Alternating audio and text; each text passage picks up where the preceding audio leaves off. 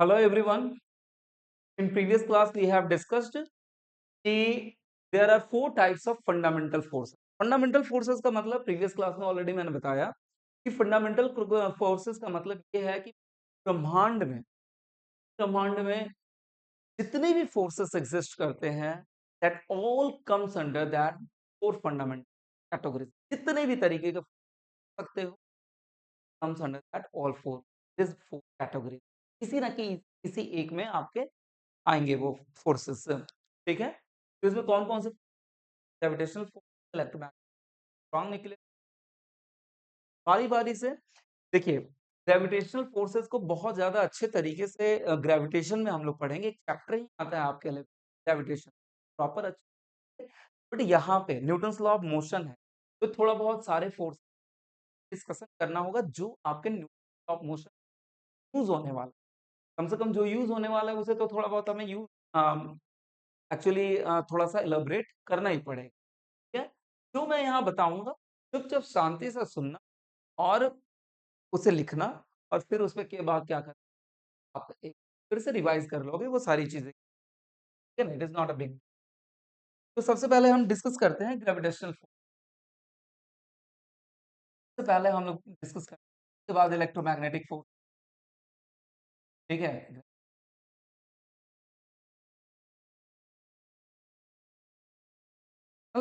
Forces इसे generally हम इसे डिनो अब ये ग्रेविटेशनल फोर्स क्या होता है? Gravitational forces it is due to जहां मास प्रेजेंट रहेगा, ठीक है।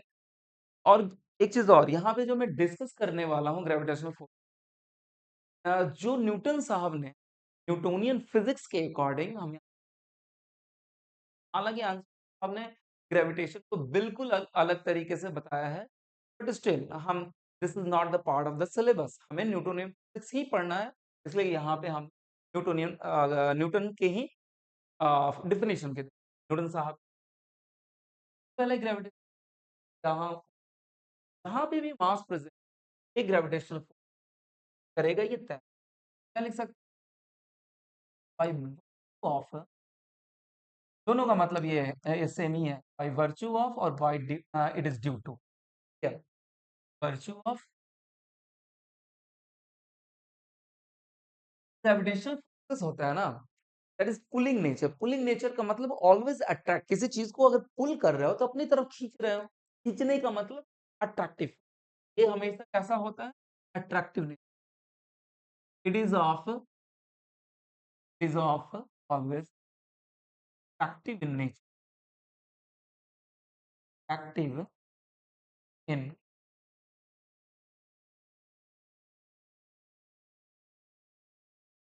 क्या आपका इसका डिफिनीशन क्या है?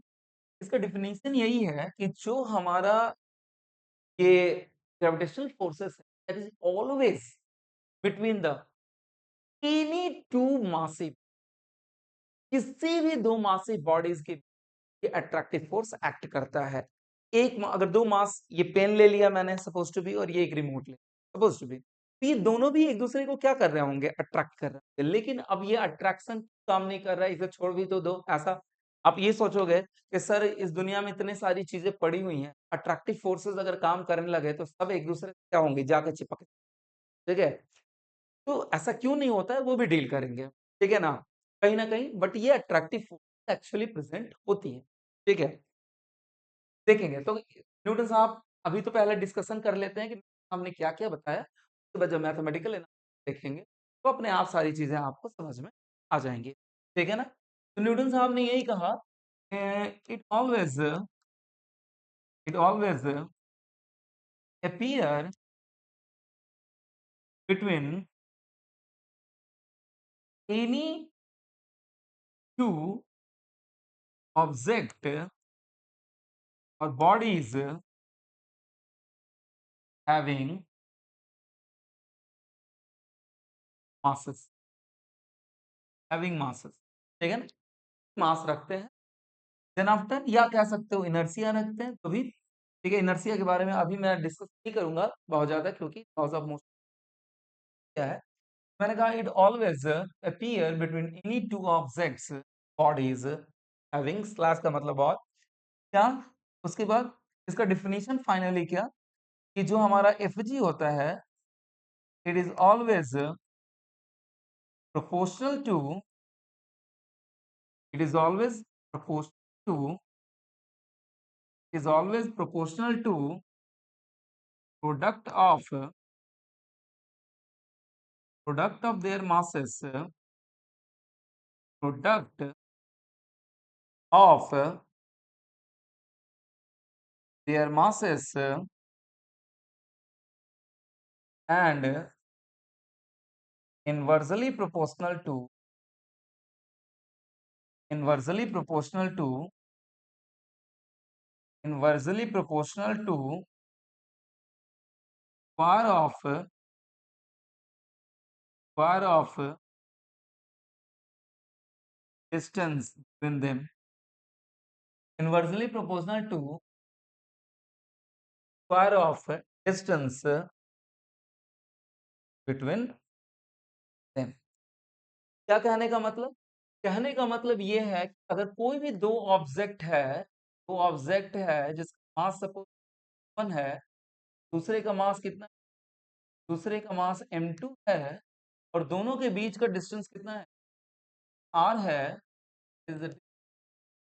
व्हाट हैपन, इस पे क्या होगा आपका, ये भी मास इसको, ये वाला ये वाला मास m1 मास m2 को क्या करेगा, एक फोर्स से क्या करेगा, अट्रैक्ट करेगा, और m1 भी m2 भी m1 को क्या करेगा अपनी तरफ, और दोनों फोर्सेस का मैग्नीट्यूड क्या होगा, सेम होगा, दोनों फोर्सेस का मैग्नीट्यूड क्या होगा, सेम होगा। ऐसा नहीं कि एक का ज्यादा हो जाएगा एक का, क्यों, क्योंकि जो ये एफ जी है, कह रहा न्यूटन साहब ने बताया था हमें कि जो एफ जी है उस प्रोडक्ट ऑफ देयर मासेस किस पे डिपेंड करेगा, किस पे डिपेंड करेगा, proportional to product of their masses, यानी कि एफ जी होगा प्रोपोर्शनल टू m1 m2। अरे जब दोनों ही मास आ रहा है, दोनों मास में कौन ज्यादा बड़ा है कौन छोटा है उससे कोई मतलब नहीं है, एक फोर्स जिस पे लगेगा दूसरे पे भी, ठीक है, product of their masses and inversely proportional to 1/r², 1/r। इसे कैसे लिख सकते हैं, मैं नेक्स्ट पेज पे जाऊंगा, ठीक है ना, इस दोनों को कंबाइंड करके कैसा लिख सकते हैं, दोनों को कंबाइंड करके लिख सकते हैं एफ जी जो होगा हम इक्वल टू नहीं रहेगा, कंबाइंड करके क्या लिख सकते हैं, m1 m2 बाई r²। कहने का अर्थ ये है कि जैसे जैसे अगर दोनों के बीच के डिस्टेंस को, दोनों के बीच के डिस्टेंस जानबूझ के कितना दे रहा हूं ताकि ना हो, बार बार मुझे साइड चेंज ना करना पड़े, ये m1 है, ये एफ जी है, और ये भी आपका, और दोनों का दोनों मैग्नीट्यूड आपका डायरेक्शन अपोजिट, बट ठीक है। मैंने कहा कि जैसे जैसे आर बढ़ाओगे तो डिनोमिनेटर में है, डिनोमिनेटर में जैसे जैसे बढ़ती है वैसे वैसे वैल्यू क्या होता जाता है, घटता जाता है, तो ये एफ जी क्या हो जाएगा, घटेगा। और जैसे जैसे m1 m2 का वैल्यू बढ़ाओगे, प्रोडक्ट का वैल्यू बढ़ाएगी, एफ जी क्या होता जाएगा, यानी कि जितना ही ज्यादा मासिव बॉडी उतना ही अट्रैक्टिव बढ़ता जाए, मेरे हिसाब से आप समझ रहे हो, ठीक है। और जैसे जैसे डिस्टेंस बढ़ाते जाओगे वैसे वैसे फोर्स घटता जाएगा। अगर इसे बहुत ज्यादा दूरी पे लेके चले गए देन व्हाट हैपन एग्जैक्टली, यही होगा फाइनली दोनों के बीच force। आइए देखते हैं, मैंने कहा व्हाट हैपन एग्जैक्टली जब अब इस प्रोपोर्शनलिटी की जगह इक्वलिटी साइन लाते हैं, इक्वलिटी साइन लाएंगे तो होता क्या है, बस इतना जानिए, ज्यादा दिमाग नहीं लगाना है। इस प्रोपोर्शनलिटी की जगह जब इक्वलिटी का साइन लाते हैं तो एक प्रोपोर्शनलिटी कांस्टेंट आता है, ठीक है ना, एक क्या आता है आपका प्रोपोर्शनलिटी कांस्टेंट आता है, F G equal two into m1 by r², यहाँ पे g क्या है, प्रोपोर्शनलिटी कांस्टेंट कह सकते हैं हम इसे, that is called as the proportionality constant. और इस प्रोपोर्शनलिटी कांस्टेंट का नाम रखा न्यूटन साहब ने universal gravitational constant, universal universal gravitational gravitational constant, universal gravitational constant. और जी का जो वैल्यू न्यूमेरिकल वैल्यू होता है my dear, that is 6.67 into 10 to the power -11। 6.67 10 to the power -11 newton. अब देखिए जी का कैसे निकालोगे, एफ जी का तो न्यूटन हो गया, ये आर है, आर लेंथ है तो इधर आएगा तो मीटर स्क्वायर हो जाएगा, ये केजी स्क्वायर है तो इधर आएगा तो केजी स्क्वायर, तो न्यूटन मीटर पर केजी, यही आपका यूनिट हो जाता है जी का यूनिट। मेरे हिसाब से ये बात है क्लियर। या फिर इसे 6.67 को क्या लिख सकते हो, 20/3 भी लिख सकते हो, 10 to the power -11 newton metre square पर। हिसाब से इतना कोई दिक्कत नहीं है, ठीक है ना, मेरे हिसाब से समझ। तो फाइनल फॉर्मूला ये बन गया। अब देखो, अब रियलाइज करना, मैंने कहा कि आपके मन में आ रहा होगा कि जब ये अट्रैक्टिव फोर्स है भैया, दुनिया का सब चीजें एक दूसरे, सारी चीजें एक दूसरे से चिपक जानी चाहिए, लेकिन ऐसा हो, अब जहां रख दोगे वहां पे रखा रहता है। रियलाइज कर, मैंने कहा कि जी का वैल्यू कितना, -11। जनरली आपके नॉर्मल लाइफ में -11, सोच कितना छोटा वैल्यू, कितना जी का कितना छोटा वैल्यू, -11, ठीक है ना। और जितनी भी चीजें हमारी आसपास की हैं, मैक्सिमम 100 टन, 150 टन, 500 टन, ठीक है ना, 500 टन, ठीक है, that is 100 kg is equal to 1 quintal, 1000 kg is ton, सीधी सी बात है। तो अगर 500 kg 500 1000 500 टन भी अगर ले लिया मैंने, ठीक है, टनिज ले लिया मैंने, तो व्हाट हैपन एग्जैक्ट। अब थोड़ा आप रियलाइज करना, मैंने कहा कि अगर सपोज टू बी मैंने कहा कि अगर ये 10 टू द पावर 11 -11 का टर्म है और आपने क्या लगा दिया, टन, 500 टन, 500 टन का मतलब 500 इंटू 10 टू द पावर 3, यानी कि 5 into 10 to the power 10 to the power 5 हो जाएगा, ठीक है ना। 500 टन ले लूं मैं, 500 टन अपने भारत के अकॉर्डिंग ये कितना हो जाएगा, 5 इंटू पावर 5 kg हो जाएगा। होप यू कैन, क्योंकि 1 टन में कितना, 1000 kg, 1 क्विंटल में कितना, 100 kg, ठीक है। I hope there will be no problem.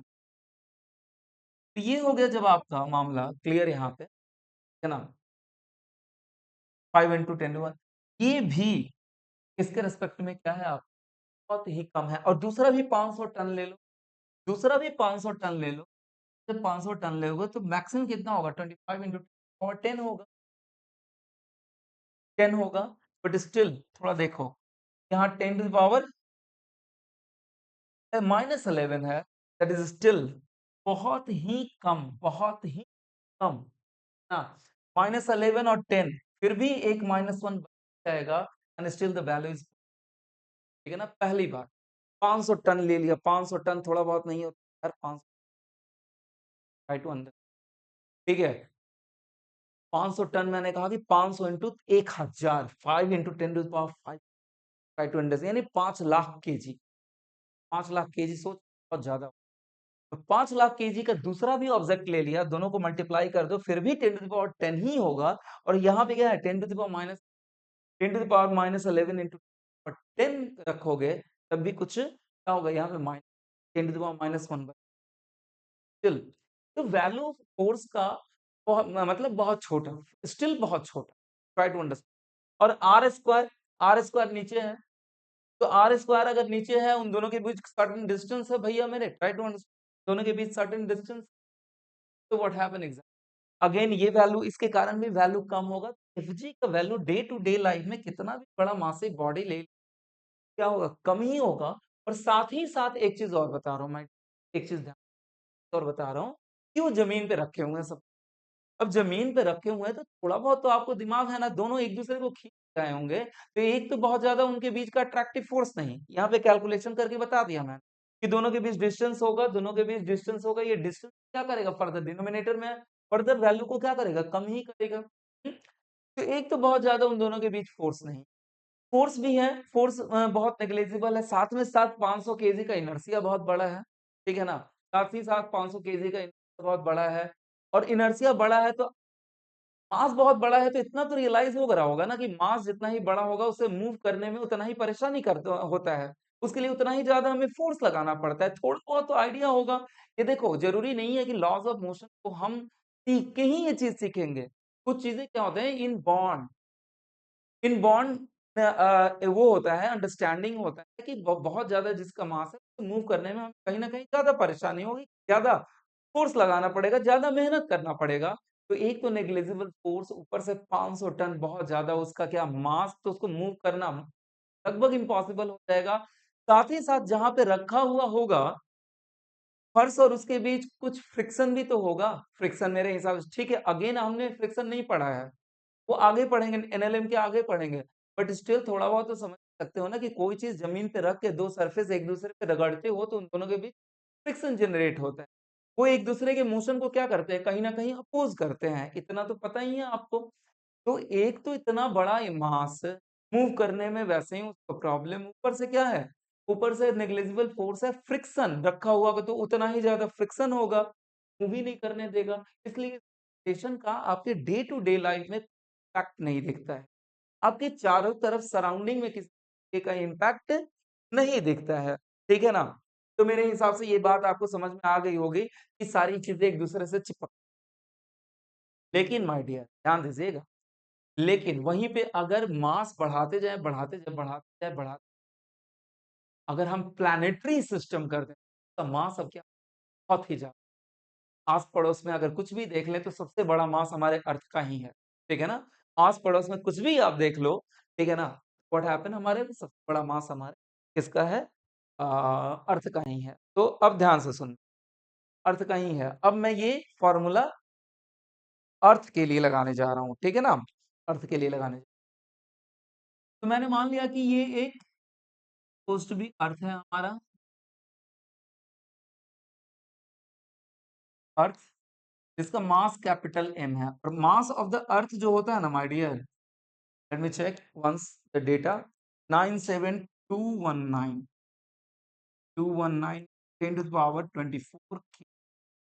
अब देखो, ये थोड़ा एक बार देख लो 24 केजी 24 केजी ठीक है? 24 केजी ट्राई टू अंडरस्टैंड और इसका जो अर्थ का रेडियस है मेरे हिसाब से कई लोग जानते भी होंगे और नहीं भी जानते होंगे तो जान लो दैट इज 6400 किलोमीटर। 6400 किलोमीटर को अगर मीटर में कन्वर्ट करोगे तो 1000 से मल्टीप्लाई करना पड़ेगा और कितना हो जाएगा 10 टू द पावर 5 मीटर, ठीक है ना? 64 लाख मीटर हो जाएगा। ट्राई टू अंडरस्टैंड कितना बड़ा है, ठीक है? अब यहाँ पे मैंने कोई मास रखा है, इस अर्थ पे क्या रखा है? ऑब्जेक्ट। अब ऑब्जेक्ट रखा है, ठीक है? ध्यान से सुन। तो ये ऑब्जेक्ट इसका मास छोटा m मान लिया, इस पे क्या करेगा? अर्थ का कोर अर्थ का कोर अर्थ हमेशा एक फोर्स लगाएगा क्या लगाएगा? अर्थ हमेशा लगाएगा अपने क्या दैट इज Fg मान लिया मैं, ठीक है? और R दोनों के बीच डिस्टेंस कितना है? रेडियस ऑफ द अर्थ के बराबर, ठीक है ना? Fg यहाँ पे क्या लिखूंगा मैं? जी, एक m कौन सा होगा? अर्थ होगा और दूसरा मास हमारी बॉडी होगी। एक कोई छोटा-सा ऑब्जेक्ट जिसका मास m रखा है and that is the r square यहाँ पे capital R square. r is the radius of the अर्थ। अब देखिए थोड़ा ध्यान से। g का वैल्यू बहुत छोटा लेकिन m का वैल्यू अब इसके सामने क्या है? बहुत ही बड़ा है, बहुत ही बड़ा है। Now what happen exactly? There will be the certain axis, ठीक है ना? अब ध्यान दीजिए थोड़ा-सा यहाँ पे इस ऑब्जेक्ट का मास घट सकता है, बढ़ सकता है। जैसे मैं इस अर्थ पे खड़ा हूँ तो मेरा अप्रॉक्सिमेटली वेट है 74-75 केजी, आपका वेट हो सकता है 60 केजी, 65 केजी, 60 केजी कुछ भी हो सकता है। किसी दूसरे का हो सकता है 80 केजी हो सकता है, किसी दूसरे का हो सकता है 5 केजी हो सकता है। ये लैपटॉप, बेंच, पोडियम इस क्लासरूम में जो रखा हुआ है, ये बोर्ड रखा हुआ है, सबका अपना-अपना अलग वेट है। तो यानी कि जो धरती पे है ये छोटा वाला m इसका मास वैरी कर सकता है लेकिन यहाँ पे कुछ भी मास रखो, क्या अर्थ का मास चेंज होगा क्या? अर्थ का मास तो वही रहना है। अर्थ का मास वही रहना है, आर का वैल्यू वही रहना है 6400 किलोमीटर, और जी का भी वैल्यू चेंज नहीं कर 667 इंटू 10⁻11। तो यानी कि ये तीनों वैल्यू एक क्या मिल गए, एक कांस्टेंट ही, जिनका मास वैल्यू वैरी करने वाला नहीं है। तो ये तीनों के तीनों वैल्यू क्या हो गए, आपके कांस्टेंट हो गए, और वैरी क्या कर सकता है आपका, सिंपली एम। तो जब इसको मल्टीप्लाई करके वैल्यू निकालोगे ना माय डियर, तो इसका जो वैल्यू आता है 9.8 मीटर पर सेकेंड आता है। इसका जो वैल्यू आता है 9.8 मीटर पर सेकेंड बार आता है। और समझ गए होगे कि इसका मतलब क्या है, क्योंकि प्रीवियस काइनेमेटिक्स का पढ़ चुके हैं, तो आप समझ गए होगे, क्योंकि मोशन अंडर ग्रेविटी भी हम लोग पढ़ चुके हैं, तो आप समझ गए होगे, ठीक है ना। तो that is nothing but the G, value of G, and that is called acceleration. This is nothing but called as acceleration to, इसी को आप लोग क्या कहते हो, acceleration gravity, acceleration due to gravity. अब इस एक्सेलरेशन का वैल्यू तो होता है भाई, और इसी एक्सेलरेशन का वैल्यू अच्छा खासा सफिशियंट होने के कारण हम धरती से क्या होते हैं, ऊपर रहते हैं। धरती हमें अपनी तरफ खींचने की कोशिश करती है, और हमेशा अपने में चिपका रहना चाहते हैं। हम इस धरती से चिप थोड़ा सा भी उछल भी जाए तो व्हाट हैपन एग्जैक्टली, फिर से धरती पे क्योंकि ये धरती काफी एक अच्छे खासे अट्रैक्टिव फोर्स रही है, क्योंकि इसका मास बहुत ही बड़ा है, ठीक है ना। तो इसीलिए ग्रेविटेशनल प्लैनेटरी सिस्टम के लिए वैलिड हो जाता है। लेकिन वहीं पे प्लैनेटरी सिस्टम के अंदर छोटे-छोटे जो ऑब्जेक्ट हैं, उनका मास इतना बड़ा नहीं है कि एफजी हमारा इतना सिग्निफिकेंट हो। ट्राई टू अंडरस्टैंड, ठीक है। तो अब आपके मन में आ रहा होगा कि सर न्यूटन साहब ने तो क्या बताया था कि दोनों एक दूसरे को अट्रैक्ट करेंगे, धरती भी अट्रैक्ट करेगा। तो मैंने कहा बिल्कुल धरती भी अट्रैक्ट करेगा, ठीक है।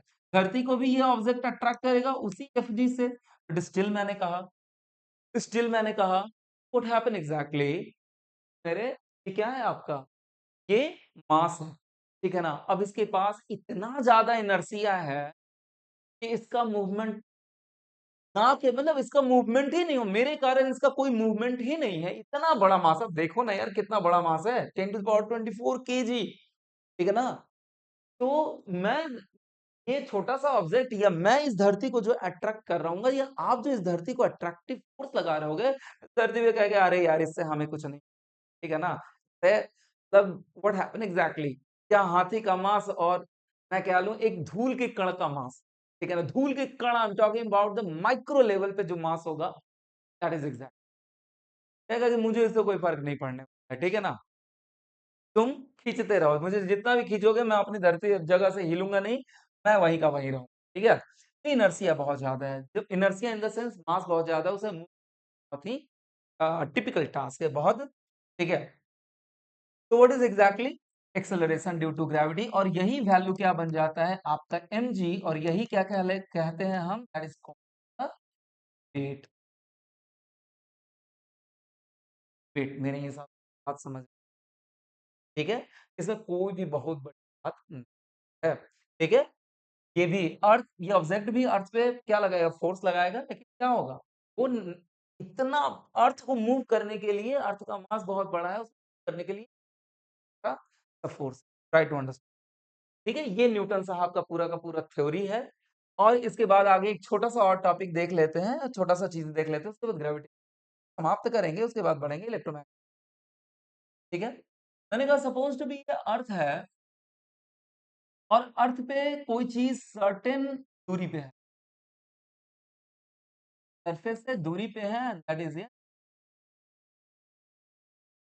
यानी कि अब ये डिस्टेंस सेंटर से कितना हो जाएगा, ये डिस्टेंस सेंटर से हो जाएगा r+r+। अभी भी तो ये क्या कर रहा होगा, एफजी लगा ही हो रहा होगा अपने सेंटर की तरफ, है ना। अभी भी ये एफजी लगा रहा होगा अपने सेंटर की तरफ। अब क्या लिखोगे, F G is equal to E m1 m2 by r+x। अब आपको याद होगा मैंने ही डिस्कस किया था जब मोशन ग्रेविटी आ रहा था, तो कि जो मोशन अंडर ग्रेविटी है, हम ये मान के चलेंगे वहां पे कि धरती से जो हमारा हाइट है, जिस हाइट पे कोई भी ऑब्जेक्ट रखा हुआ है, that height is negligible compare to the radius of the earth. और उस केस में मैंने याद होगा बताया था कि जी हमारा नहीं करता। आइए यहाँ पे फटाफट देख लें। If x is very very less then r, बहुत ही छोटा है, 1,00,000, अगर मान लो एक कंपैरिजन बता रहा हूँ, 1,00,000 सपोज टू बी है और उसमें 1 जोड़ दिया मैंने, ठीक है? तो कोई बहुत ज़्यादा फ़र्क पड़ जाएगा क्या? मैथमेटिकल एनालिसिस में बहुत ज़्यादा कोई फ़र्क पड़ने वाला नहीं है। 1,00,000 में 1 जोड़ दिया मैंने, 2 जोड़ दिया, 3 जोड़ दिया, 10 भी जोड़ दिया तो कोई बहुत ज़्यादा फ़र्क 1,00,000 के सामने 10 का वैल्यू बहुत कम है। यहाँ तो 64 लाख मीटर है। 64 लाख मीटर में 100-200 मीटर भी जोड़ दिए ना तो कोई फ़र्क पड़ने वाला, पूरे कैलकुलेशन पे कोई फ़र्क पड़ने वाला नहीं। Try to understand. तो यहाँ पे क्या कर सकते हैं? x को neglect, x is very very less than, इसका मतलब क्या होता है? 2 बार लेस देन देने का मतलब वेरी वेरी लेस देन। जब बहुत ही छोटा होगा then what we can, x can be neglected here, x can be neglected here, ठीक है ना? और x जब नेग्लेक्ट हो जाएगा तो फाइनली क्या मिलेगा? F G approximately equal to G m1 m2, यहाँ पे m है ना, सॉरी m है, ठीक है, कैपिटल m है, देना भूल गया था, जी m बाई आर स्क्वायर। तो ये अगेन किसके बराबर आ गया? जी के बराबर ही आ गया, दैट इज जी इंटू, ठीक है, जी इंटू एम या एम जी। तो छोटे से x के लिए अगर 100-200 metre, 300 metre, 400 metre, 500 metre, 1 kilometre भी ऊपर है तो बहुत ज्यादा जी में, धरती से 1 किलोमीटर भी ऊपर है तो जी में बहुत ज्यादा फर्क नहीं आता है। ये दिमाग में बिठा लेना। वहां पे मैंने बताया था, अरे 64 लाख में 1,000 किलोमीटर ऐड भी कर दोगे तो जी के में बहुत ज्यादा डिफरेंस नहीं, अप्रोक्सीमेटली नेग्लिजिबल ही रहेगा। लेकिन अब x क्या हो जाए? कंपेरेबल हो जाए 100 किलोमीटर, किलोमीटर में, मीटर में नहीं, 100 किलोमीटर, 150 किलोमीटर। इसमें x is significant, significant, significant compared to radius of earth, radius of earth, हाँ, ठीक है ना? जैसे example x is equal to 150 kilometre, 150 kilometre. अब 150 किलोमीटर भैया नेग्लेक्ट नहीं कर सकते। जब 150 किलोमीटर नेग्लेक्ट नहीं कर सकते हैं, वहां पे F to E M M Y R whole square, ये वाला वैल्यू अभी ऊपर है, ठीक है ना? जी आपका x के अकॉर्डिंग क्या, यही तो जी कहलाता है ना? ये m हमारा और यही जी, ठीक है ना? तो यहाँ पे जो इफेक्टिव लिखूंगा मैं, m इंटू जी इफेक्टिव, जी इफेक्टिव या जी एपरेंट लिखाता है, मतलब ना, जी इफेक्टिव या जी एपरेंट लिखाता है, जी एपरेंट है, ठीक है? तो ये जी इफेक्टिव क्या होगा? अगर x सिग्निफिकेंट है तो x के अकॉर्डिंग क्या होता जाएगा, जैसे जैसे x बढ़ाते जाओगे ये r प्लस एक्स वैल्यू बढ़ता जाएगा और ये वैल्यू ऑफ g घटता, ठीक है ना? अगर ये x इनफाइनाइट हो गया यानी कि outside the atmosphere of the अर्थ हो गया, ये g ऑलमोस्ट क्या हो जाएगा? ये g नेग्लिजिबल हो जाता है और इसीलिए जब आउटर एटमॉस्फेयर में जाते हो तो आप ग्रेविटेशन महसूस नहीं कर पाते। होप यू कैन अंडरस्टैंड, ये g नेग्लिजिबल, नो प्रॉब्लम, आप समझ सकते हो। तो जब कंपैरेबल हो तब, जब कंपैरेबल नहीं है, बहुत ही छोटा है, 100 मीटर, 200 मीटर, 500 मीटर, 1 किलोमीटर, उस केस में आपका जी बहुत ज्यादा चेंज होने वाला नहीं है। और उस केस के लिए मैंने क्या बोला था? G at is as it is लेंगे और उस केस के लिए जी हम 9.8 मीटर ही सेकंड स्क्वायर ही लेंगे, कम नहीं, ठीक है?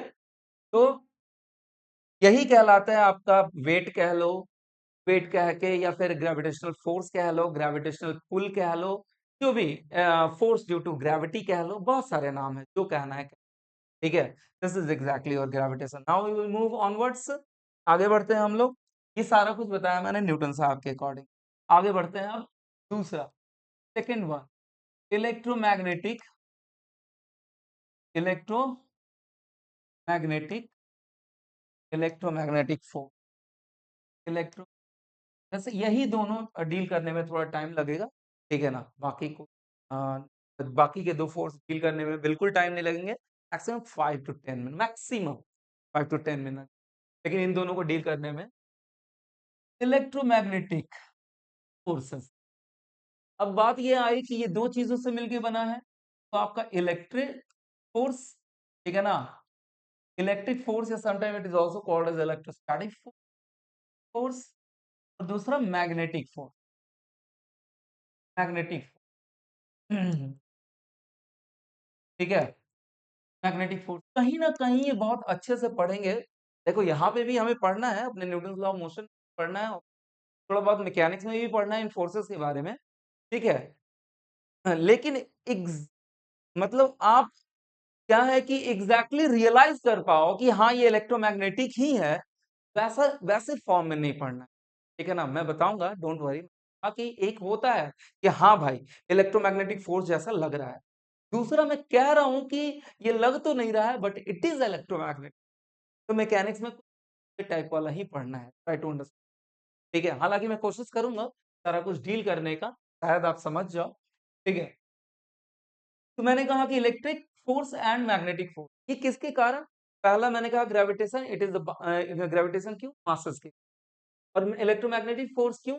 चार्जेस के कारण। इलेक्ट्रोमैग्नेटिक क्यों? चार्जेस के कारण। तो मैं यहाँ पे लिख रहा हूँ electromagnetic by virtue, it is by virtue of charge, ठीक है?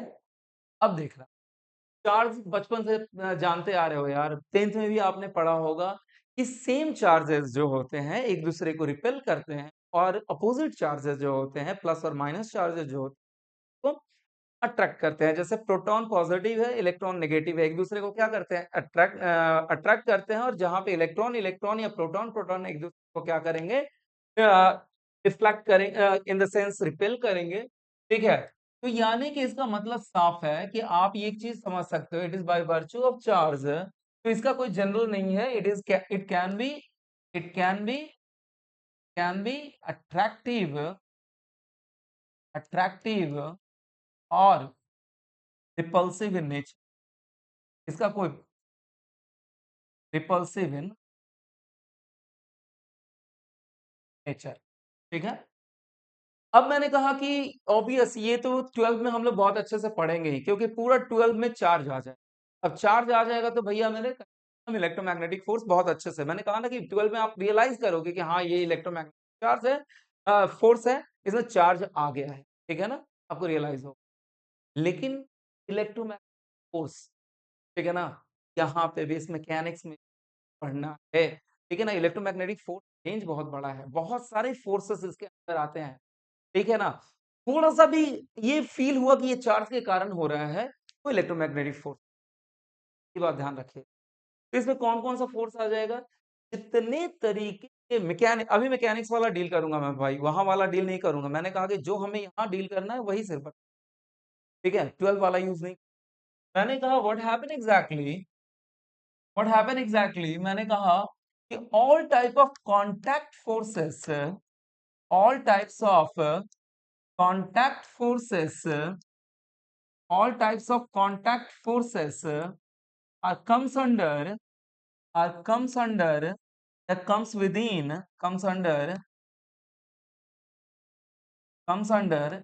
electromagnetic electromagnetic electromagnetic मेरे हिसाब से ये बात क्लियर होगी, कोई दिक्कत नहीं, कोई आपत्ति नहीं। All types of contact forces, all types of contact forces. अब इन कॉन्टैक्ट फोर्सेस में क्या क्या कौन कौन सा आ जाएगा, कैसे इलेक्ट्रोमैग्नेटिक में फॉल कर रहा है? I will try to understand you, I will try to make you understand, ठीक है ना? मैं समझाने की कोशिश।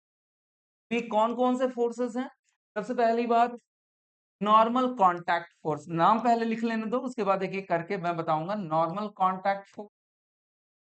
Contact forces, tension forces, tension in the string, tension in the string, धागे में जो टेंशन होता है वो भी डिस्कस करूंगा, टेंशन इन द स्ट्रिंग, ठीक है? तीसरा, what happen exactly? Spring forces spring forces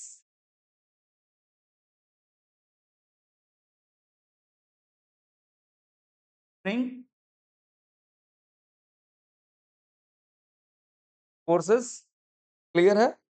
चलिए ये चीजें क्या है आपकी, ठीक है।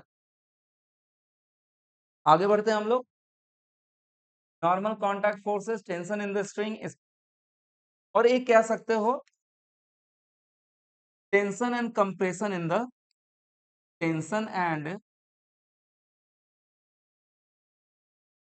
Compression in the rod, in the, ठीक है ना। दिस इज एग्जैक्टली द, आइए आगे बढ़ते हैं हम, एक एक को डील करेंगे। नॉर्मल कॉन्टैक्ट फोर्स, एक चीज और, हाँ, पांचवा फ्रिक्शन फोर्स, फ्रिक्शनल फोर्सेस, ठीक है ना, फ्रिक्शनल फोर्स। चलिए आइए देखते हैं, वी विल सी। सबसे पहले हम देखेंगे नॉर्मल कॉन्टैक्ट फोर्स, देखते हैं हमारी, ठीक है। At first we will see normal contact force. अब ये क्या है नॉर्मल कॉन्टैक्ट फोर्स, और ये कैसे तो नॉर्मल कॉन्टैक्ट फोर्सेस से भी पहले मैं कुछ चीजें बता दूं कि होता क्या है। एक साइंटिस्ट थे, Jones Lennard John Lennard Jones, ठीक है ना, ध्यान से सुनना।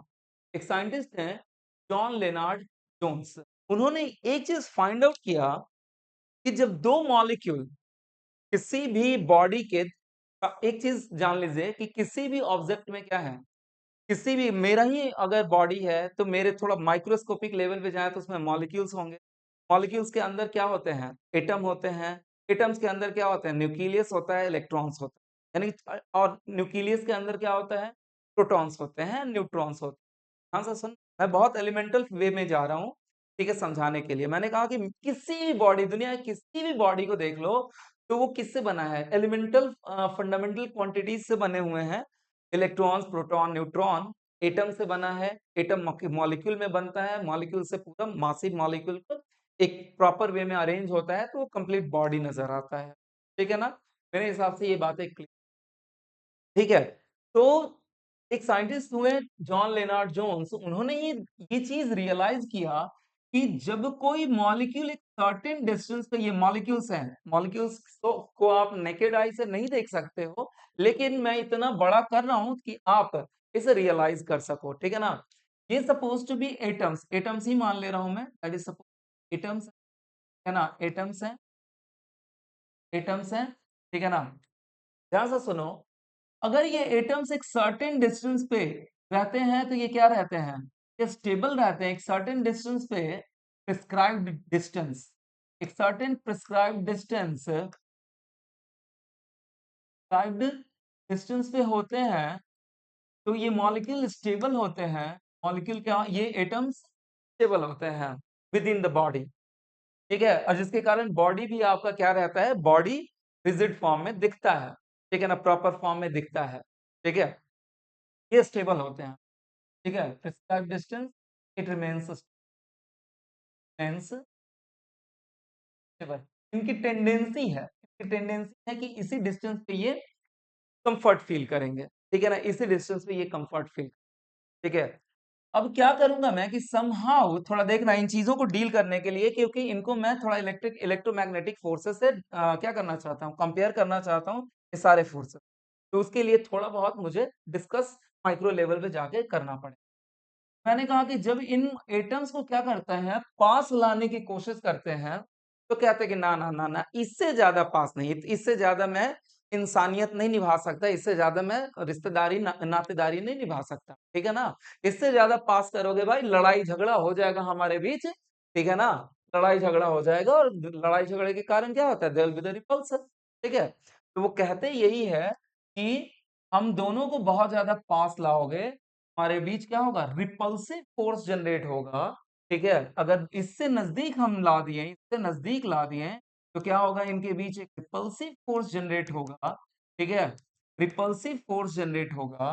और इन मॉलिक्यूल को इससे दूर ले जाने की कोशिश की है, इससे दूर ले जाने की कोशिश करी है तो करें तो फिर से क्या होगा, एक अट्रैक्टिव फोर्स फील होगा। ठीक है ना, ये दोनों मॉलिक्यूल कहेंगे ना ना दूर मत ले जाओ भाई, हमारे बीच बहुत प्रेम है, ठीक है, दूर मत ले जाओ। फिर से ये दोनों एक दूसरे को अट्रैक्ट करके फिर से अपने कंफर्ट जोन में आना चाहेंगे, स्टेबल पोजीशन पे आना चाहेंगे और ये नजदीक आना चाहेंगे इस प्रिस्क्राइब्ड डिस्टेंस। ठीक है ना, तभी स्टेबल रह पाएंगे। ठीक है, दूर ले जाने की कोशिश माने अगर हम पास ले आए तो अपोज किए हमारे पास ले आने को, अगर हम दूर ले जाएं एक्सटर्नल फोर्सेस ले जाके तो हम हमारे अगेन फोर्सेस को क्या करेंगे, ये अपोज करेंगे कि हम जिस पोजीशन पे पोजीशन। और ऐसा क्यों होता है, क्योंकि देखो थोड़ा बता दूं मैं, एटम्स के अंदर न्यूक्लियस होता है और न्यूक्लियस पॉजिटिवली चार्ज होता है प्रोटॉन के कारण, और आउटर एटमॉस्फेयर इलेक्ट्रॉन्स के कारण नेगेटिवली चार्ज। तो जब दोनों को पास ले आते हैं ना बहुत ज्यादा माय डियर, तो ये न्यूक्लियस आपस में क्या होने लगते हैं, इलेक्ट्रॉन क्लाउड्स भी आपस में रिपेल होने लगते हैं, और ये न्यूक्लियस भी आपस में क्या होने लगता है, रिपेल होने लगता है। तो ये दोनों क्या हो रहे हैं, तो चार्ज के कारण आया ना रिपल्सन अट्रैक्शन। तो यानी कि ये इंटरमॉलिक्यूलर या इंटर एटॉमिक फोर्सेस, मतलब किसी भी बॉडी के अंदर जो मॉलिक्यूल्स हैं या एटम्स हैं उनके बीच अगर दबाव पास जाने की कोशिश करेंगे तो उसे क्या करेंगे, मॉलिक्यूल्स रिपेल करेंगे। जो भी internal molecular force of attraction होगा, इंटरमॉलिक्यूलर इंटरैक्शन होगा, ठीक है, इंटरमॉलिक्यूलर इंटरैक्शन या मॉलिक्यूल्स के बीच जो भी इंटरेक्शन होगा, ठीक है, वो क्यों जनरेट हो रहा है, because of the charges, that's why this comes under electromagnetic forces. जो भी इंटरनल मॉलिक्यूलर इंटरैक्शन होगा या मॉलिक्यूलर इंटरैक्शन होगा, मॉलिक्यूलर इंटरैक्शन का मतलब internal molecular force of attraction भी हो सकता है, internal molecular force of repulsion भी हो सकता है। नजदीक आ गए तो रिपल्सन हुआ, दूर चले गए तो अट्रैक्शन हो गया। तो इसे कहते हैं, दोनों को कॉमनली कहें तो मॉलिक्यूलर इंटरैक्शन कहते हैं। ठीक है, और इस इंटरैक्शन को दो कैटेगरी में बांटते हैं, internal molecular force of attraction, internal molecular of repulsion. ठीक है, और ये क्यों हो रहा है, बिकॉज ऑफ द चार्जेस। जब दूर जाएंगे तो इलेक्ट्रॉन्स, ये न्यूक्लियस दूसरे के भी इलेक्ट्रॉन्स क्लाउड्स को क्या करने कर लगेगा, अट्रैक्ट करने लगेगा। ध्यान से सुनना, जब दूर गए, जब दूर ले गया मैं, तो इन दोनों, ये न्यूक्लियस इसके इलेक्ट्रॉन्स क्लाउड्स को क्या करने लगेगा, अट्रैक्ट करने लगेगा, जिसके कारण क्या होगा, एक अट्रैक्टिव फोर्स फील होगा एक सर्टेन डिस्टेंस से दूर ले जाने पे। दैट इज अगेन, ये अट्रैक्टिव फोर्स भी क्या होगा आपका, इलेक्ट्रोमैग्नेटिक फोर्स के कैटेगरी में ही आएगा। इसका मतलब एक चीज तो साफ हो गया, एक चीज तो साफ हो गया कि, एक चीज तो साफ हो गया, इंटरनल मॉलिक्यूलर इंटरैक्शन, इंटरैक्शन, अब इस इंटरैक्शन में इधर अट्रैक्शन, इधर अट्रैक्शन, इधर अट्रैक्शन और रिपल्सन, रिपल्सन। ठीक है, internal molecular interaction always, always due to, always due to charges.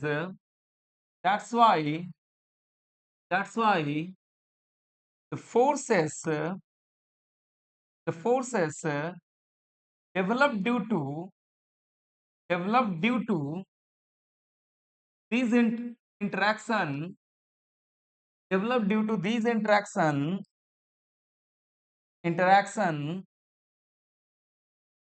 comes under, comes under electromagnetic forces, EM forces लिख दे रहा हूं, जगह नहीं है, EM forces comes under, EM forces, electromagnetic, yes, electromagnetic. Last time बता दे रहा हूं मैं, ठीक है, मैंने कहा यही दोनों में डील करने में टाइम लगेगा। होता क्या है कि एक तो चार्ज वाला काम सीधे देख लीजिए, दो चार्ज रखा हुआ है, उसके बीच जो भी फोर्स लगेगा comes under the electromagnetic force. ठीक है, लेकिन अब आप जो जहां पे चार्ज एग्जैक्टली नहीं दिख रहा है, और मैंने कहा कि ये कॉमन स्प्रिंग फोर्स हो गया, टेंशन हो गया, फ्रिक्शन फोर्स हो गया, टेंशन हो गया स्ट्रिंग में, ठीक है, नॉर्मल कॉन्टैक्ट रिएक्शन हो गया, सब कुछ बताऊंगा मैं। धीरे-धीरे, लेकिन इसमें कहीं भी चार्ज नहीं दिख रहा है। फिर भी ये किसमें आ रहा है? जितने भी कॉन्टैक्ट फोर्सेस हैं, सब के सब किसमें आ रहे हैं? सब के सब इलेक्ट्रोमैग्नेटिक फोर्स ऑफ अट्रैक्शन में, ठीक है ना? सब के सब किसमें आ रहे हैं? इलेक्ट्रोमैग्नेटिक अट्रैक्शन में। कैसे होगा? थोड़ा-सा बता देता हूँ, उसका ग्लिम्प्स पहले मैं दूँगा कि होगा क्या कि जब लेना मैंने कहा कि जॉन लेनार्ड जोन्स ने ये सारा कुछ एनालाइज़ किया था और एक कर्व भी दिया था, वो बाद में पढ़ना है। It is not necessary. तो होगा क्या कि जब ये 2 मॉलिक्यूल एक प्रिस्क्राइब्ड डिस्टेंस पे हमेशा आहा! आनंद में रहते हैं। ना बहुत ज़्यादा लेना, देना कुछ नहीं, अगर एक सर्टेन डिस्टेंस पे मेंटेन है तो। क्योंकि मॉलिक्यूलर है, एटॉमिक है, बहुत छोटे हैं, आपको नेकेड आई से नहीं दिखेगा, इसलिए थोड़ा-सा मैग्नीफाई किया, ऐसा समझ रहा हो कि सूक्ष्मदर्शी यंत्र से हम लोग देख रहे हैं यहाँ। तो मैंने कहा कि जब इसे मैं क्या करूँगा, इस प्रिस्क्राइब्ड डिस्टेंस पे है तो ये क्या है? स्टेबल कंडीशन में। अगर स्टेबिलिटी के साथ छेड़छाड़ करेंगे तो वो तो विद्रोह करेगा। तय बात है, विद्रोह करेगा। आपने इसे कम करने की कोशिश की, कम करने की बोलेगा भैया मेरे हम इतना प्रेम ना है मेरे में हमारे में, इतना प्रेम ना है तो हम क्या करेंगे, दूर ले जाओ मुझे। फोर्स ऑफ रिपल्सन होगा। दूर ले गए तो भैया अरे मेरा भाई है भाई, प्रेम बहुत ज़्यादा है, तो दूर ले गए तो पता चलेगा कि अट्रैक्टिव फोर्स करेगा। अब ये ऐसा क्यों हो रहा है? आप जानते हो किसी भी एटम के अंदर या मॉलिक्यूल भी ले लो, तो मॉलिक्यूल के अंदर भी एटम होता है, एटम के अंदर हर हाल में पॉजिटिव और नेगेटिव चार्ज होते हैं। न्यूक्लियस होता है, न्यूक्लियस में प्रोटॉन होता है, पॉजिटिवली चार्ज होता है और आउटर ऑर्बिट इलेक्ट्रॉन होता है, जैसे इलेक्ट्रॉन्स क्लाउड्स भी कहते हैं आप, ठीक है ना? तो मैंने कहा कि जब बहुत ज्यादा नजदीक ले गए तो इलेक्ट्रॉन क्लाउड्स आपस में रिपल्सन देंगे, सेम चार्जेस, और न्यूक्लियस न्यूक्लियस भी एक दूसरे को क्या करेंगे, रिपेल करेंगे, सेम चार्जेस, ठीक है ना? तो जिसके कारण ये क्या चाहेगा, एक प्रेस्क्राइब्ड डिस्टेंस मेंटेन करना। जब ये दूर जाएगा, मॉलिक्यूल जब दूर ले जाओगे इस प्रेस्क्राइब्ड डिस्टेंस से, तो ये इसका न्यूक्लियस दूसरे वाले के इलेक्ट्रॉन्स क्लाउड्स को क्या करना चाहेगा, खींचना चाहेगा। और खींचने के कारण व्हाट हैपन एग्जैक्टली, एक अट्रैक्टिव फोर्स जनरेट होगा। और ये दोनों मॉलिक्यूलर इंटरेक्शन जो जनरेट हो रहा है, इसमें force of attraction, force of repulsion जो चार्जेस के कारण हो रहा है, that is what that comes under. और इसी मॉलिक्यूलर इंटरेक्शन के कारण भैया मेरे ये सारे फोर्स हैं, ये कॉन्टैक्ट फोर्सेस जितने भी हैं, ये सब के सब जनरेट होते हैं। अब एक-एक चीज करके मैं डील करूंगा यहाँ पे, ठीक है? एक-एक चीज। सबसे पहले नॉर्मल कॉन्टैक्ट रिएक्शन है। First I am going to deal normal contact जिसे जनरली एनकैप। नॉर्मल कॉन्टैक्ट रिएक्शन कहो या नॉर्मल कॉन्टैक्ट फोर्स कहो, दोनों बात बराबर है। क्या है, थोड़ा रियलाइज करो कि मैं यहाँ पे, समझो बात को, ये नॉर्मल कॉन्टैक्ट फोर्स क्या है? नॉर्मल कॉन्टैक्ट फोर्स ये है कि मैं यहाँ पे खड़ा हूँ। अब मैं खड़ा हूँ तो धरती तो मेरे ऊपर क्या लगा रही है? एक mg फोर्स लगा रही है, तो मेरा तो टेंडेंसी है नीचे धँसने का। Try to understand. मेरा तो टेंडेंसी है नीचे धरती में धँस जाऊँ मैं। धरती लगा रही है, तो टेंडेंसी तो यही है कि धरती में धँस जाऊँ। लेकिन जो धरती का सरफेस है, हार्ड सरफेस है, धरती के जो होता है, हार्ड नहीं होता, वहाँ धँस ही जाते हो ना ग्रेविटेशन के कारण।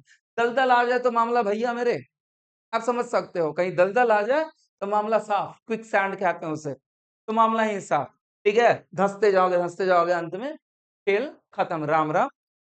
चलिए, लेकिन कहने का अर्थ ये है कि जो हार्ड सरफेस है, हम धंसते नहीं है, वो हार्ड सरफेस हम पे क्या लगाता है, हम mg के कारण उस हार्ड सरफेस को पुश करना चाहते हैं, अपने पैरों से पुश करना चाहते हैं, जिसके कारण वो हार्ड सरफेस पे हम पे क्या लगाता है, एक पुशिंग फोर्स लगाता है, जिसके कारण उस हार्ड सरफेस पे हम क्या रहते हैं, बने रहते हैं, खड़े रहते हैं। ट्राई टू अंडरस्टैंड, ठीक है ना?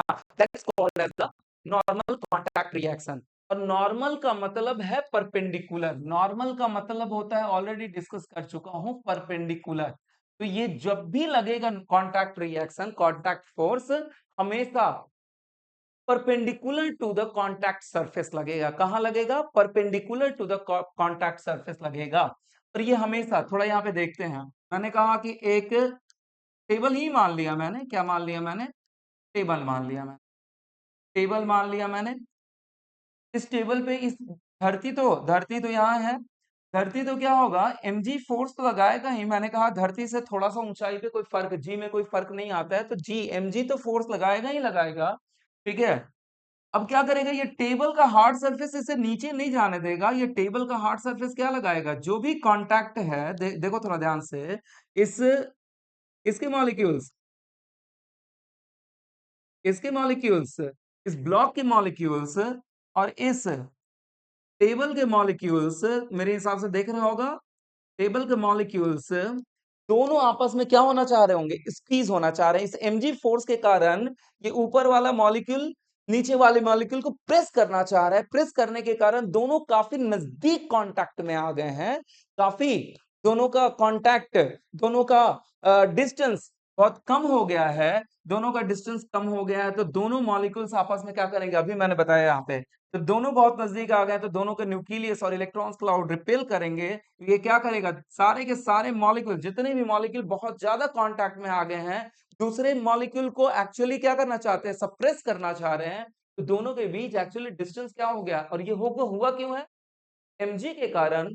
दोनों एक दूसरे को सप्रेस करना चाहते हैं, दोनों बहुत कम हो गया है, तो दोनों एक दूसरे को क्या करना चाहेंगे, रिपेल करना चाहेंगे। और फाइनली ये रिजल्टेंट रिपल्सिंग जो होता है, रिजल्टेंट रिपल्सिंग फोर्स जो होता है, कांटेक्ट सरफेस के नॉर्मल होता है, और इसे ही कांटेक्ट फैक्ट्री मेरे हिसाब से सब।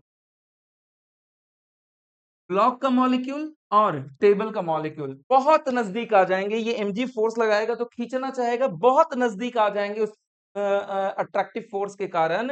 और बहुत नजदीक आने के कारण क्या होगा, न्यूक्लियस न्यूक्लियस और इलेक्ट्रॉन आपस में रिपल्सिव फोर्स जनरेट करेंगे, और फाइनल रिजल्टेंट फोर्स जो होगा, फाइनल रिजल्ट जो होगा, normal contact surface contact reaction की तरह होगा। दिस इज व्हाट, ये हो गया आपका यहाँ पे नॉर्मल कांटेक्ट रिएक्शन। मेरे हिसाब से ये समझ में बात आ गई हो। And that is always normal to the, हमेशा क्या होगा, जो भी कांटेक्ट सरफेस होगा माय डियर, उसके परपेंडिकुलर है, ठीक है। That is always normal contact reaction, ठीक है। चलिए, ये हो गया। अब थोड़ा सा इसी में आगे बढ़ते हैं। सपोज टू बी क्या हो गया आपका, नॉर्मल कांटेक्ट ये हो गया आपका, ये सर्फ स्फीयर हो गया। स्फीयर कहाँ पे रखा हुआ है, आपके धरती पे रखा हुआ है। दिस इज द कांटेक्ट, ठीक है ना, कांटेक्ट जनरेट हुआ, दिस इज सेंटर। तो यहाँ पे तो ये mg लगा ही रहा होगा, mg लगा ही रहा होगा। और mg के कारण अगेन ये धरती को, ये टेबल को पुश करने की कोशिश कर रहा होगा, और जिसके कारण यहाँ पे भी क्या लगेगा, इस पे नॉर्मल कांटेक्ट लगेगा, जो कि always normal to the contact. अगर स्फीयर है या सर्कल है, तो ये हमेशा सेंटर से नॉर्मल कांटेक्ट हमेशा कहां से पास करेगा, इसके सेंटर से पास करेगा। क्यों सेंटर से पास करेगा, थोड़ा देखिएगा ध्यान से माय डियर। हम जानते हैं कि सर्कल पे एक टेंजेंट ड्रॉ करते हैं, और इसका रेडियस, रेडियस तो हमेशा क्या होगा, सेंटर से ही पास करेगा। रेडियस तो हमेशा सेंटर से ही होगा। ये दोनों के दोनों टेंजेंट और रेडियस, ये दोनों के दोनों एक दूसरे पे नॉर्मल होते हैं। थोड़ा यहाँ पे देखो कि जो table act as a, table का सरफेस जो है, इस पॉइंट के लिए टेंजेंट एक्ट कर रहा है, इस पॉइंट के लिए टेंजेंट एक्ट कर रहा है। और टेंजेंट पे क्या, हमें नॉर्मल, नॉर्मल तो हमेशा कॉन्टैक्ट सरफेस के नॉर्मल परपेंडिकुलर ना। तो इस टेंजेंट पे अगर नॉर्मल ड्रॉ ड्रॉ करना है, तो यानी कि वो रेडियस के डायरेक्शन में ही जाएगा। और रेडियस के डायरेक्शन, रेडियस तो हमेशा सेंटर से ही पास करेगा, तो रेडियस के डायरेक्शन में जाएगा, तो हमेशा ही वो सेंटर से पास करेगा। बात का हमेशा ध्यान रखिएगा, ठीक है। तो अब नोट में पॉइंट करके सब कुछ लिखवाऊंगा, ठीक है।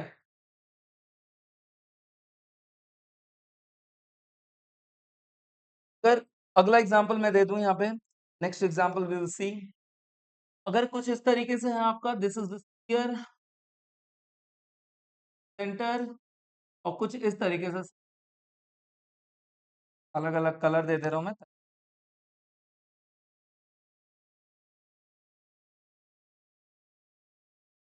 ये कॉन्टैक्ट सर, ठीक है, this is the contact sir. Black colour वाला किसी सरफेस पे रखा हुआ है, ऐसा सरफेस रखा हुआ है। तो यहाँ पे तो mg ये लग ही रहा होगा, ठीक है ना, ये mg तो लग ही रहा होगा, ठीक है। दो कांटेक्ट भी लग रहा होगा यहाँ, क्या दो कांटेक्ट, यहाँ पे एक कांटेक्ट जनरेट हो रहा है, तो ये भी सेंटर से ही पास करेगा, और ये n1 होगा सपोज, ठीक है। और यहाँ पे जो कांटेक्ट लग रहा होगा, ये भी सेंटर से पास करेगा, लेकिन इसका ये भी क्या होगा, सेंटर से ही पास करेगा। कांटेक्ट जितने कांटेक्ट उतने नॉर्मल कांटेक्ट रिएक्शन और always non contact reaction is perpendicular to the contact surface. ठीक है ना? तो ये टेंजेंट की तरह एक्ट कर रहा है, तो N1 हुआ, ये भी आपका एक टेंजेंट, इसे आगे बढ़ाओगे तो ये टेंजेंट की तरह एक्ट करेगा, तो इसके नॉर्मल और दोनों के दोनों नॉर्मल कांटेक्ट इन सेंटर से ही। अगला एग्जांपल ले ले रहा हूं मैं। अगला एग्जांपल ये भी आपका सर्कल ही है, सपोज दैट इज सर्कल। ये आपका टेंजेंट, और अब इस बार जो है आपका, इस बार कहीं यहीं पे कांटेक्ट, ठीक है ना? This is exactly the fact जो हो रहा है आपका, दिस इज, ठीक है, ये कांटेक्ट सरफेसेस है। तो मैंने कहा कि mg तो लग ही रहा होगा आपका, mg तो लग ही रहा होगा, और mg लग रहा होगा, व्हाट हैपन एग्जैक्टली, तो यहाँ पे कांटेक्ट हो रहा है और यहाँ पे कांटेक्ट हो रहा है। यहाँ पे टेंजेंट ड्रॉ करोगे माय डियर, यहाँ पे टेंजेंट तो कुछ इस तरीके से ड्रॉ होगा, ध्यान से सुनना।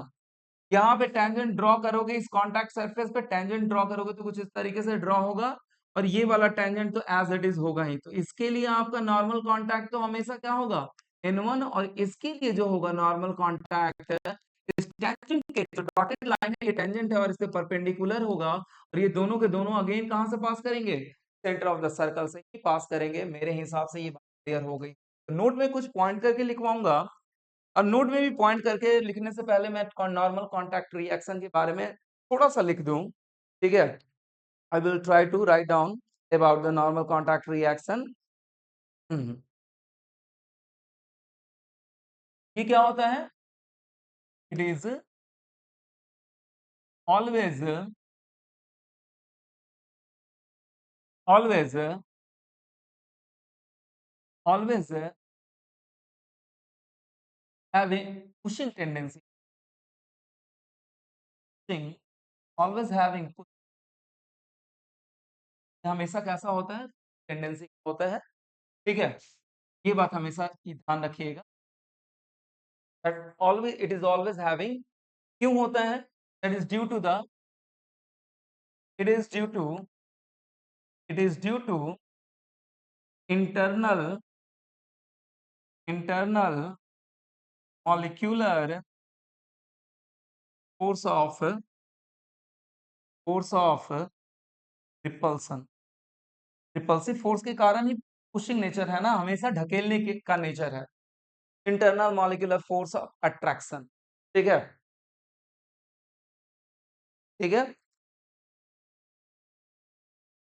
तो इट ऑलवेज पुशिंग, ये कब जनरेट होता है? When body, one body other body को पुश करने की कोशिश करता है, when one body pushes the others, it appears, it appears, it appears when one body, when one body pushes, pushes other, when one body pushes other, ठीक है? ये हमेशा क्या होता है? ये हमेशा, it is always normal to the contact surface, it is always, it is always normal to, normal to, normal का मतलब perpendicular, perpendicular to contact, contact, ठीक है?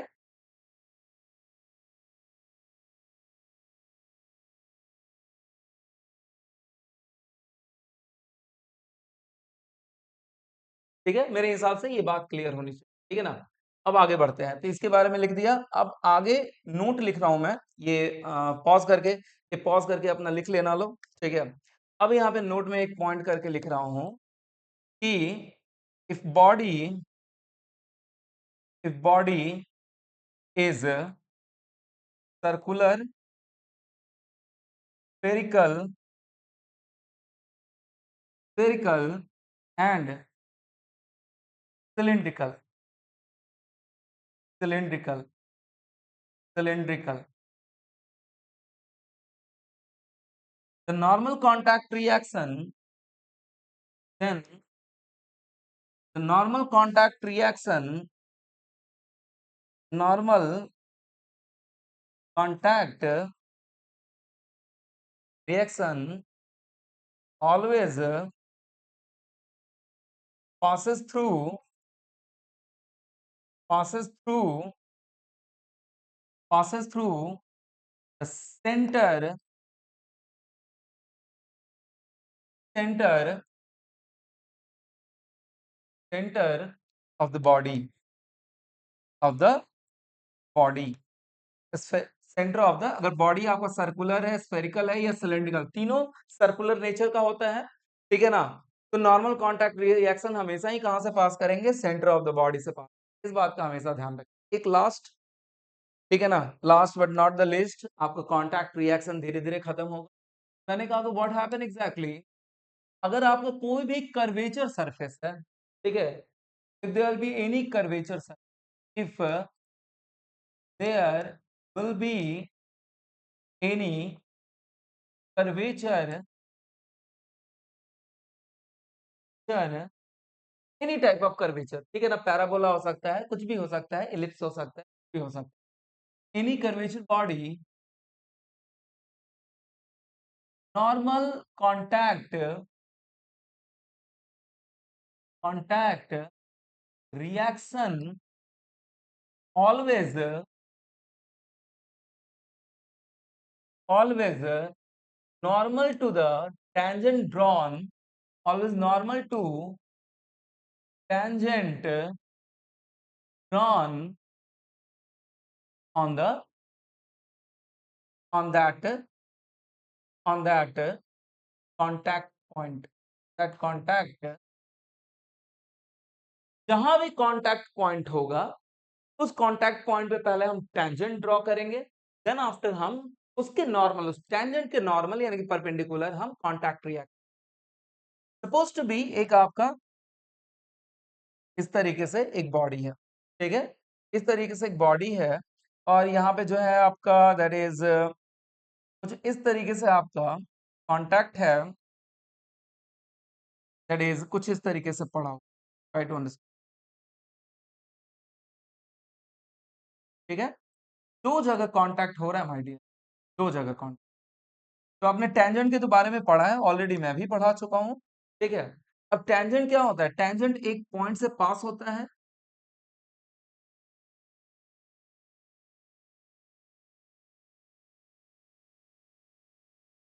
ठीक है, this is the tangent at that point, ठीक है, और यहाँ पे जो टेंजेंट होगा ऑलमोस्ट हॉरिजॉन्टल के बराबर होगा, बट एग्जैक्टली हॉरिजॉन्टल नहीं होगा,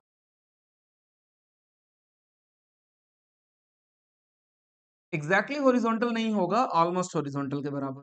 टेंजेंट जो ड्रॉ होता है हमेशा एक पॉइंट को पास करता है, ठीक है।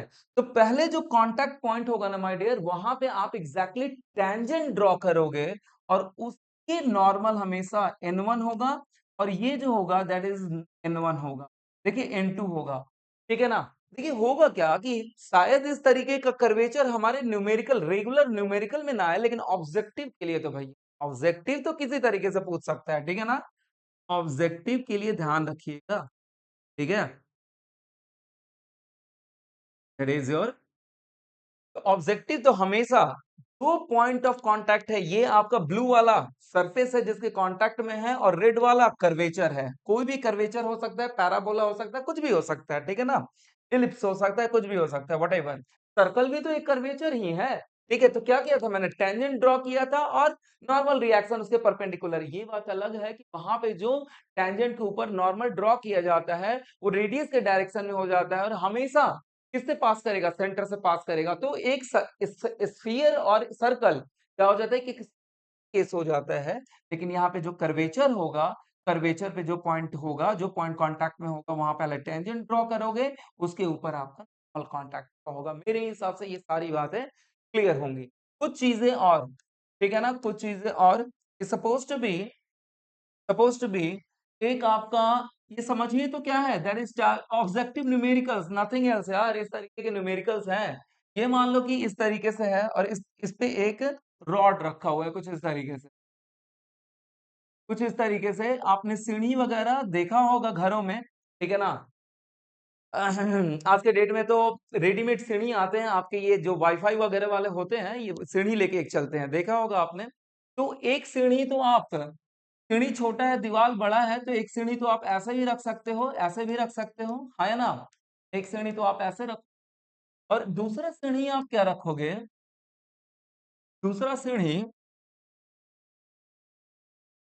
दीवार छोटा है, तो क्या हो सकता है? एक सीढ़ी आप ऐसे भी दिस इज आपने देखा होगा आज के डेट में वाईफाई वाले बहुत सारे इस तरीके के सीढ़ी लेके चलते हैं और that is suppose to be ये रॉड भी मान सकते हो आप ठीक है that is suppose to be a rod तो इस तरीके से भी सीढ़ी रखा जा सकता है इस तरीके दीवार बड़ा है तो उस पे क्या होगा और इससे बाहर भी निकल सकता है ध्यान रखिएगा माय डियर इस केस में ये एकदम न्यूमेरिकल के लिए ध्यान ही रखिएगा इस केस जो नॉर्मल कांटेक्ट इस सीढ़ी पे लगेगा ना इस सीढ़ी पे जो नॉर्मल कांटेक्ट ये नॉर्मल कांटेक्ट लगेगा इस दीवाल के नॉर्मल होगा इस दीवाल के नॉर्मल होगा और यहाँ पे जो नॉर्मल कांटेक्ट लगेगा यहाँ जो कांटेक्ट फोर्स लगेगा इस सीढ़ी के नॉर्मल होगा इस सीढ़ी के नॉर्मल होगा हियर हियर नॉर्मल कांटेक्ट बस ये बात एकदम दिमाग में ध्यान रखना इसे बहुत ज्यादा डीपली मैं नहीं समझा सकता हूं अभी क्योंकि डीपली समझ बहुत सारी ठीक है अब कैसे ये होता है धीरे धीरे अगर आगे बढ़ेंगे अगर आपका अंडरस्टैंडिंग कैपेबिलिटी बढ़ता है तो ये चीजें नॉट अ बिग डील ठीक है here normal contact is always perpendicular to the wall and here normal contact ये याद रखना ये नहीं कि अब बस काम खत्म पढ़ा दिया मैंने यहाँ पे काम खत्म याद रखना ताकि ये मैं आगे यूज कर सकूं न्यूमेरिकल वगैरह में is normal contact is always perpendicular to the inclined rod ये आपका रॉड सीट कहना है कह लो दिस रॉड ठीक है इंक्लाइंड रॉड इसके नॉर्मल होगा अगर इस पे रखा हुआ है नॉर्मल वैसे भी थोड़ा बहुत रियलाइज कर सकते हैं और इस पे जो क्योंकि ये देखो थोड़ा ध्यान दो समझा रहा हूँ थोड़ा समझा दूं एक मोटा मोटी समझा दूं तो मैंने कहा कि सीढ़ी क्या आना चाहेगा नीचे की तरफ आना चाहेगा ना सीढ़ी नीचे की तरफ आना चाहेगा तो जब सीढ़ी नीचे की तरफ आना चाहेगा तो दीवार को किस साइड ढकेलेगा इस साइड ढकेलेगा इस सीढ़ी दीवार को किस साइड ढकेलेगा ये सीढ़ी एक्चुअली ग्रेविटी के कारण क्या आना चाहेगा नीचे आना चाहेगा तो ये दीवार को क्या करेगा इस साइड ढकेलेगा तो व्हाट हैपन एग्जैक्टली तो दीवार भी इस सीढ़ी को किस साइड ढकेलेगा सीधी सी बात है ठीक है ना पुशिंग नेचर का होता है ठीक है when two bodies comes in contact ठीक है one body pushes the other तो मैंने अगर इस केस की बात करूं अगर मैं in this particular case what happen exactly ये रॉड इस पे रखा हुआ है ठीक है अब ये रॉड रखा हुआ है तो ये वाला कांटेक्ट इसे किस साइड ढकेलने की कोशिश करेगा पुश करने की कोशिश करेगा in that particular case clear है this is the this is the difference मेरे हिसाब से समझ में आ गया होगा ये रहा आपका पूरा normal contact and the next class we will see the tension in the string and nuclear forces आज के लिए बस इतना ही I am going to end thank you